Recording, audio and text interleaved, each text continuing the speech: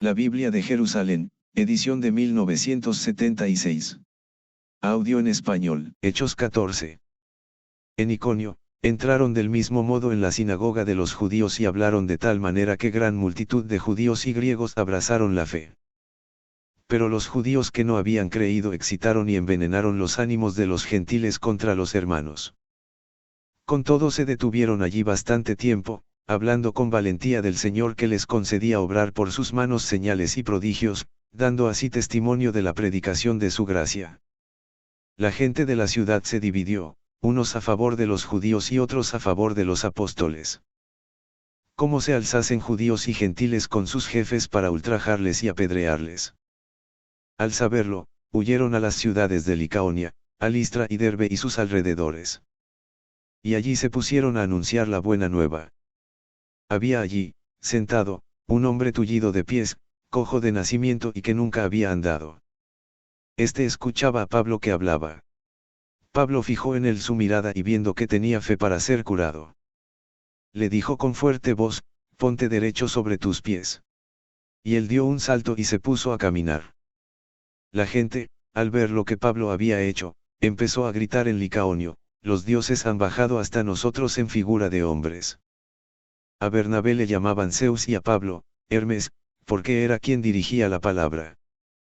El sacerdote del templo de Zeus que hay a la entrada de la ciudad, trajo toros y guirnaldas delante de las puertas y a una con la gente se disponía a sacrificar.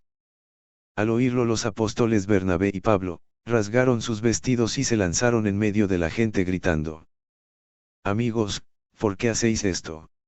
Nosotros somos también hombres, de igual condición que vosotros, que os predicamos que abandonéis estas cosas vanas y os volváis al Dios vivo que hizo el cielo, la tierra, el mar y cuanto en ellos hay.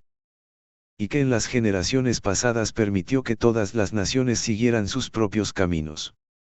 Si bien no dejó de dar testimonio de sí mismo, derramando bienes, enviándoos desde el cielo lluvias y estaciones fructíferas, llenando vuestros corazones de sustento y alegría. Con estas palabras pudieron impedir a duras penas que la gente les ofreciera un sacrificio. Vinieron entonces de Antioquía e Iconio algunos judíos y, habiendo persuadido a la gente, lapidaron a Pablo y le arrastraron fuera de la ciudad, dándole por muerto. Pero él se levantó y, rodeado de los discípulos, entró en la ciudad. Al día siguiente marchó con Bernabé a Derbe. Habiendo evangelizado aquella ciudad y conseguido bastantes discípulos, se volvieron a Listra, Iconio y Antioquía.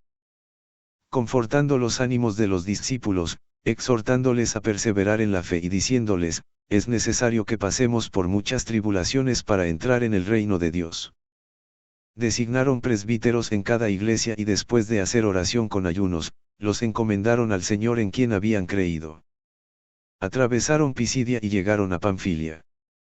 Predicaron en Perge la palabra y bajaron a Atalía.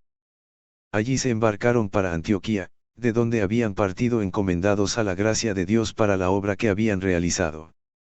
A su llegada reunieron a la iglesia y se pusieron a contar todo cuanto Dios había hecho juntamente con ellos y cómo había abierto a los gentiles la puerta de la fe. Y permanecieron no poco tiempo con los discípulos.